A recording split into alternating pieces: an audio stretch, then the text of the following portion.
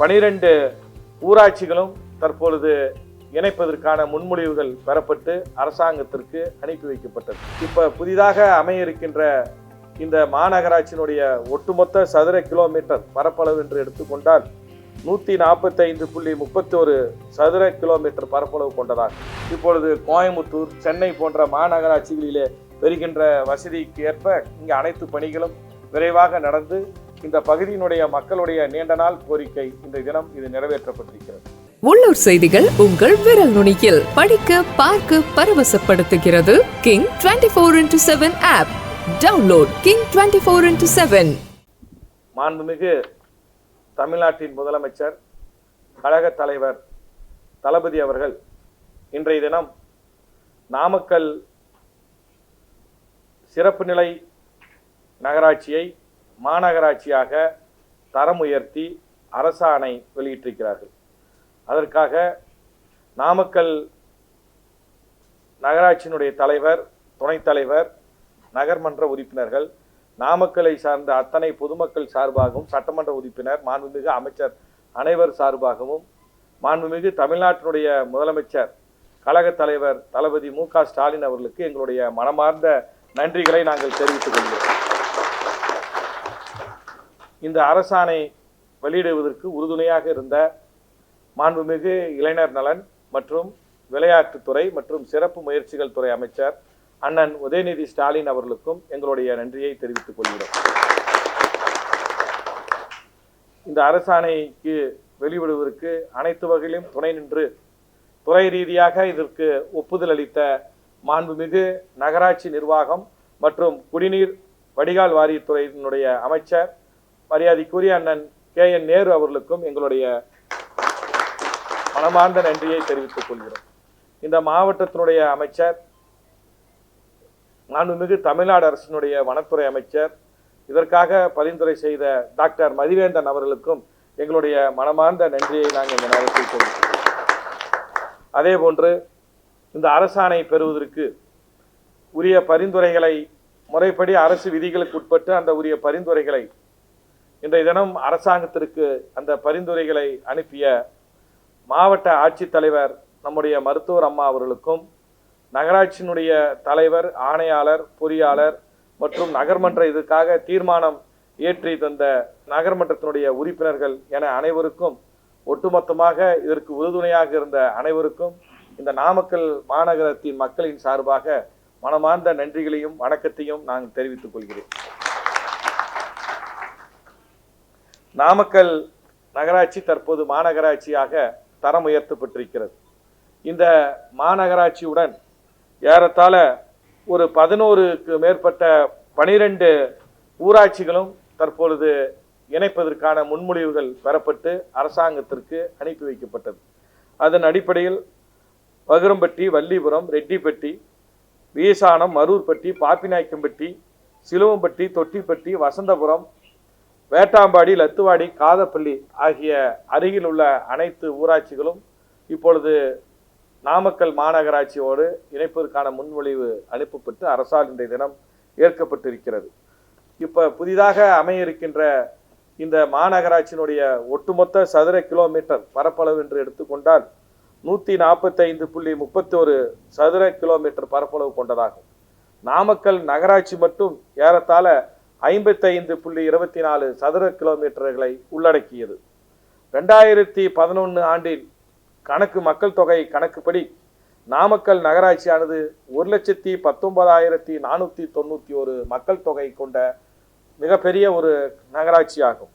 இணைக்கப்பட்ட பகுதிகளிலும் சேர்க்கின்ற போது 2011 ஆண்டு மக்கள் தொகை கணக்குப்படி 1,70,084 மக்கள் தொகை கொண்டது. இது 2011க்கான மக்கள் தொகை கணக்குப்படி.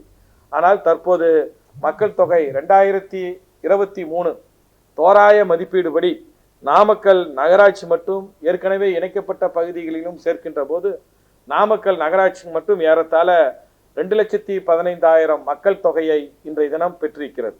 அது மட்டுமல்லாமல் இணைக்கப்படுகின்ற பகுதிகளையும் சேர்த்து இந்த 2023க்கான தோராய மக்கள் தொகையினுடைய கணக்கீடு என்று பார்த்தால் 3,50,000 மக்கள் தொகையை இன்றைய தினம் நாமக்கல் மாநகராட்சி பெற்றிருக்கிறது. அதே போன்று ஆண்டு வருமானம் என்பது நாமக்கலுடைய ஆண்டு வருமானம், நகராட்சியினுடைய ஆண்டு வருமானம் 45 கோடி ஆகும். இன்றைய தினம் மொத்தமாக இணைக்கப்பட்ட பகுதிகளையும் சேர்த்து கணக்கெடு பார்க்கின்ற போது சராசரியாக ஆண்டு வருமானம் 47 கோடிக்கு மேல் இந்த மாநகராட்சியினுடைய ஆண்டு வருமானம் சராசரியாக இருக்கும் என்று கணக்கிடப்பட்டிருக்கிறது. குறிப்பாக இது இந்த மக்களுடைய நீண்ட நாள் கோரிக்கையாகும். நாமக்கல் மாநகராட்சியாக தரம் உயர்த்துகின்ற போது இன்னைக்கு இணைக்கப்பட்டிருக்கின்ற பகுதிகளிலே புதிதாக வீட்டுமனைகள் உட்பட அனைத்து வசதிகளும் செய்கின்ற போது அதற்கான அரசாங்கத்தின் விதிமுறைகள் படி அவை எளிதாக நடைமுறைப்படுத்தப்படும். அது மட்டும் இல்லாமல் சாலை வசதி, குடிநீர் வசதி, மக்களுக்கு தேவையான அன்றாட வசதி, சுகாதார வசதிகள் இவை அனைத்தும் மாநகராட்சியாக தரம் உயர்த்தப்படுகின்ற போது அரசாங்கத்தினுடைய மானியம் நமக்கு அதிகமாக கிடைக்கும். அந்த வகையிலே திராவிட முன்னேற்ற கழக அரசு அமைந்தவுடன் நாமக்கல் நகராட்சியை பொறுத்த மட்டில் நாம் ஏறத்தாழ 100 கிலோமீட்டர் அளவுக்கு சாலை வசதிகள் செய்யப்பட்டிருக்கிறது. இப்பொழுது பாதாள சாக்கடை திட்டமும் 2வது கட்டமாக பாதாள சாக்கடை திட்டம் இணைக்கப்பட்ட பகுதிகளுக்கு 313 கோடியில் திராவிட முன்னேற்ற கழக அரசு அமைந்தவுடன் அதற்காக நிதி ஒதுக்கீடு செய்யப்பட்டு அடிக்கல் நாட்டப்பட்டிருக்கிறது. ஆக ஒரு மாநகராட்சிக்கு உட்பட்ட அனைத்து தகுதிகளும் நாமக்கல் நகராட்சி பெற்றிருக்கின்ற காரணத்தினால் மாண்புமிகு தமிழ்நாட்டினுடைய முதலமைச்சர் இன்றைய தினம் இதை புதுக்கோட்டை, திருவண்ணாமலை, காரைக்குடி ஆகிய வரிசையில் நாமக்கல்லையும் இணைத்து இதை மாநகராட்சியாக தரம் உயர்த்தியிருக்கிறார்.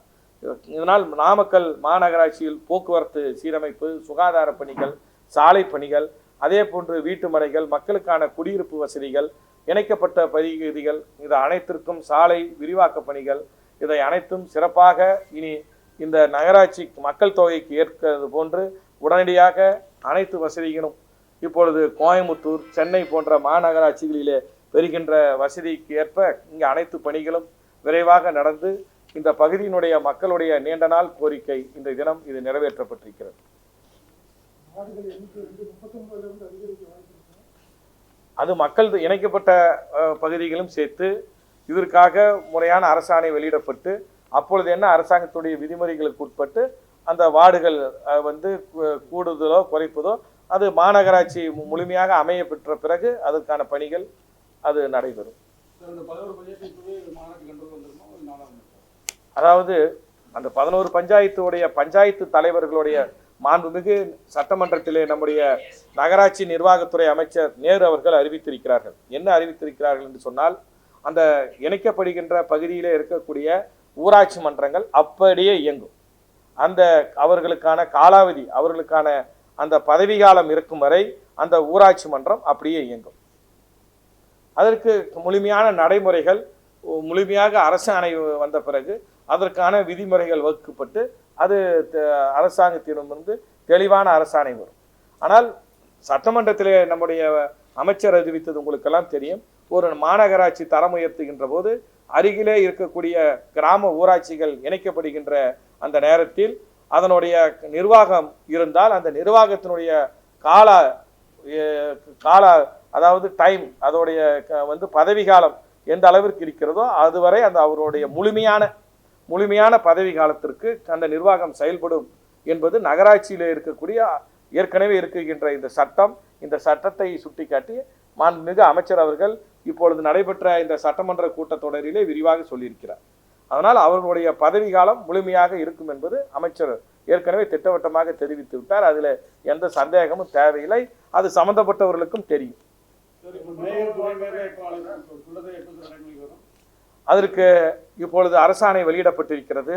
அரசாணை வெளியிடப்பட்ட பிறகு அது முழுமையான ஆணைகள் இன்னும் ஆணையாளருக்கு முழுமையான இதோடைய விவரங்கள் வந்த பிறகு, ஏனென்றால் நாளைய தினம் நமக்கு தேர்தல் நடத்தை விதிமுறைகள் வருகின்ற காரணத்தினால் அது வந்தவுடன் அது முழுமையாக உங்களுக்கு அந்த விதிமுறைகள் வகுக்கப்பட்ட பிறகு நகராட்சி தலைவர் மேயராகவும் துணைத் தலைவர் துணை மேயராகவும் அவர்களுடைய பதவிக்கான அந்த அந்தஸ்து சட்ட விதிகளுக்கு உட்பட்டு அது நடைமுறைக்கு வரும். உள்ளூர் செய்திகள் உங்கள் விரல் நுனியில். 200 கோடி பார்வையாளர்களை கடந்து கிங் 24x7 ஊடகம் செய்தி, பொழுதுபோக்கு, உடல் நலம், தன்னம்பிக்கை, வேலைவாய்ப்பு, சினிமா செய்திகளை படிக்கவும், பார்க்கவும், பரவசப்படுத்தவும் ஒருங்கிணைந்த செயலியை அறிமுகப்படுத்துகிறது. Download King 24/7.